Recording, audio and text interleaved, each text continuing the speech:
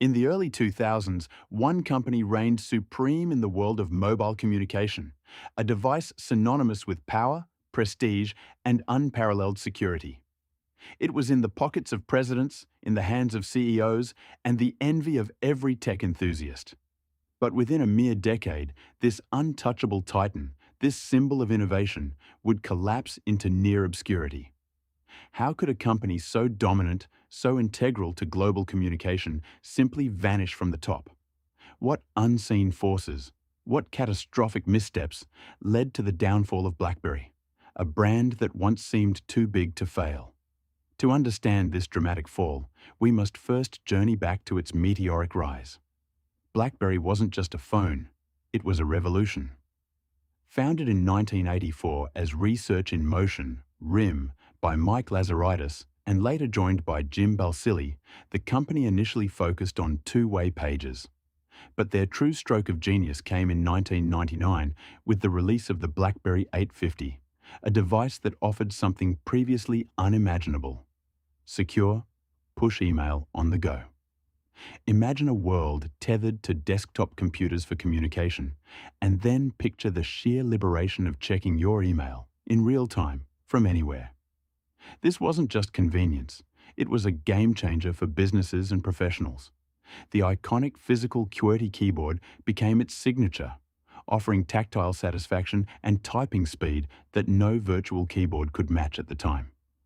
BlackBerry Messenger, or BBM, arrived later, fostering a closed, secure ecosystem that predated modern instant messaging and created a fiercely loyal user base. People weren't just buying a gadget, they were buying into an exclusive, efficient club. By 2007, BlackBerry controlled an astonishing 50% of the US smartphone market. They had transcended mere technology. They were a cultural phenomenon, a status symbol, deeply embedded in the daily operations of governments and major corporations worldwide.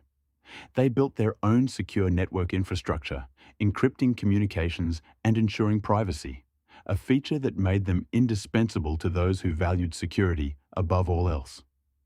This seemingly impregnable fortress, however, was about to face an existential threat it never saw coming, or perhaps refused to acknowledge. The first tremors in BlackBerry's seemingly solid foundation began in 2007, not with a direct competitor, but with an entirely new philosophy of mobile computing. When Steve Jobs unveiled the original iPhone, it was a revelation of touchscreen technology and a burgeoning app ecosystem. RIM's co-CEOs, Lazaridis and Balsillie, famously dismissed it. "It's a consumer device," they reportedly said, confident that their enterprise-focused, keyboard-centric strategy was unassailable. They believed their secure network and physical keyboard were competitive advantages so strong that a full-touch device with a virtual keyboard simply couldn't compare, especially in the business world where efficiency and security were paramount. This dismissal was not just a misjudgment, it was a blind spot that would prove fatal. While BlackBerry focused on incremental improvements to its existing, proven formula, Apple was fundamentally redefining what a smartphone could be, pushing the boundaries of user experience and intuitive design. The BlackBerry OS, while robust for email, lagged severely in multimedia capabilities and web browsing. Its clunky interface and limited third-party applications became glaring weaknesses against the iPhone's slick, app-rich environment. They underestimated the power of the consumer. Employees, mesmerized by the iPhone's elegance and functionality, began demanding them for work, eroding BlackBerry's corporate stronghold from the inside out in a phenomenon dubbed BYOD, or Bring Your Own Device. The cracks in the fortress were widening, and instead of shoring them up with a radical new vision, BlackBerry doubled down on its past successes, attempting to fight a future war with yesterday's weapons.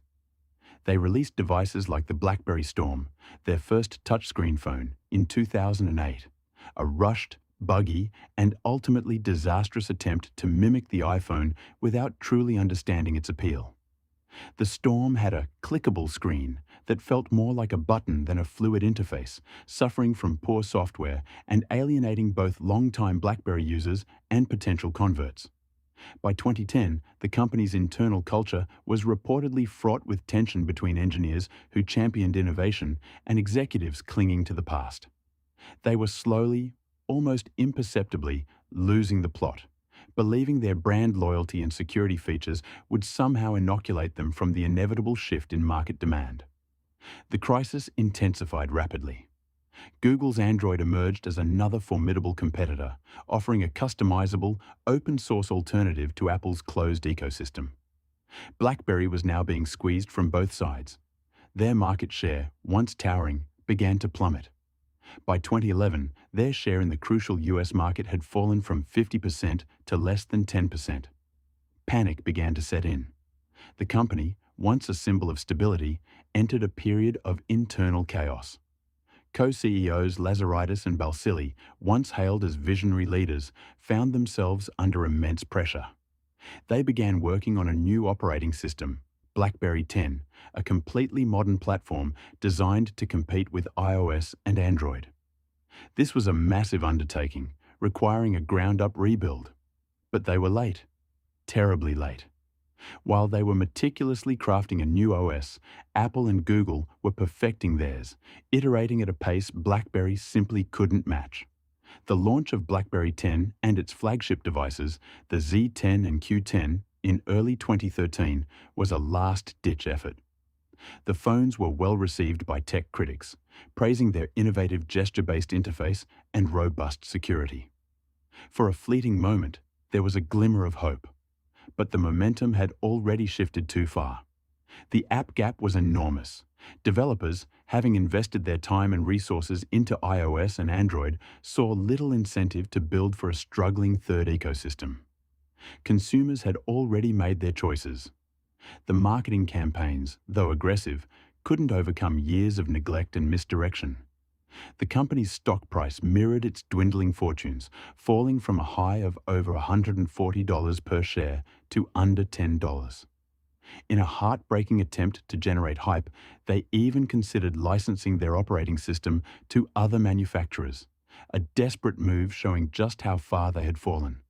The dual CEO structure, once seen as a strength, became a liability, with reports of internal disagreements and strategic paralysis preventing swift, decisive action. They were hemorrhaging money, and the once loyal corporate customers were now openly embracing alternative solutions. The market had moved, and BlackBerry, for all its innovations and past glories, was simply caught flat-footed. What they discovered next changed everything. There was no recovery for their hardware business. In September 2013, faced with mounting losses and abysmal sales of their BlackBerry 10 devices, the company announced a stunning retreat. They reported a colossal $4.4 billion loss and plans to cut 4,500 jobs, signaling the end of their ambitions as a major smartphone manufacturer. Mike Lazaridis and Jim Balsillie, the founders who had built the empire, stepped down completely. The company, now under CEO John Chen, made a pivotal, agonizing decision: to pivot entirely away from in-house hardware production. They would license the BlackBerry brand to third-party manufacturers, essentially outsourcing the phone-making process. TCL Communication, a Chinese electronics company, became the primary licensee, producing devices like the BlackBerry Key 1 and Key 2, which ran on Android but incorporated BlackBerry's renowned security features and physical keyboard. These devices found a niche audience, a loyal group of users who still cherished the tactile feedback of a physical keyboard. But they were niche, not market leaders. The vast majority of consumers had moved on to the likes of Apple, Samsung, and Huawei. The iconic BlackBerry brand, once the hallmark of innovation, was now a security software and enterprise services company. They focused on their core strengths: secure mobile communication, device management, and embedded systems. Their QNX operating system, which powered their later phones, found new life in highly critical applications like automotive infotainment systems and industrial automation. Today, BlackBerry is no longer in the business of making phones, nor does it even hold the brand license, a heartbreaking reality for those who remember its glory days. The last phone produced under the original TCL license, signifying the end of an era, was in 2020. The company now focuses almost entirely on cybersecurity software and automotive embedded operating systems. The name still resonates, but the tangible product is gone. The story of BlackBerry serves as a stark, enduring lesson in the brutal, unforgiving nature of the tech industry. It's a testament to how quickly dominance can turn to obsolescence if a company remains blind to changing tides and underestimates the power of innovation from unexpected corners. To this day, the BlackBerry logo still evokes a flicker of nostalgia for a time when a simple, secure device ruled the world.